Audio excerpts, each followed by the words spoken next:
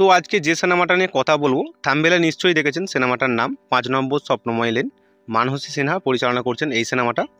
অভিনেত্রী হিসাবে দর্শকদের মনে তার বিশেষ জায়গা থাকলেও পরিচালক হিসাবে প্রথম ছবিতেই সকলের মন জিতেছেন মানসী সিনহা। বড় পর্দায় এটাই আমাদের গল্প। এটা বিরাট সাফল্যর পর আবার ধাগা প্রোডাকশনের প্রযোজনা ও মানসী সিনহার পরিচালনায় আসছে নতুন ছবি ৫ নম্বর স্বপ্নময় লেন।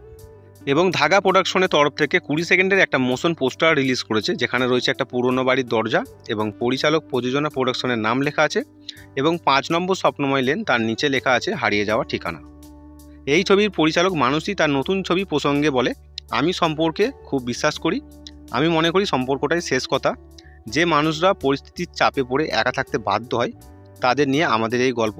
যারা একা থাকতে চায় না, একা থাকতে কিছুতেই পছন্দ করে না, এটা তাদের গল্প। গল্পের নামকরণে বোঝা যাচ্ছে এটা একটা বাড়ির ঠিকানা। ধরে নেওয়া যাক এটা একটা হারিয়ে যাওয়া ঠিকানা। কি করে এই ঠিকানা হারিয়ে গেছে তা নিয়ে এই গল্প।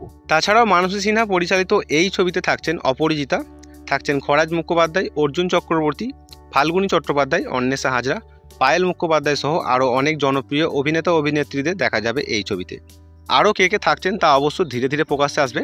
তাছাড়া শোনা গেছে ছবির পরিচালক মানসী সিনহা তার দ্বিতীয় ছবিতে শাশ্বত চট্টোপাধ্যায়কে একটি গুরুত্বপূর্ণ চরিত্রের জন্য ভেবেছেন।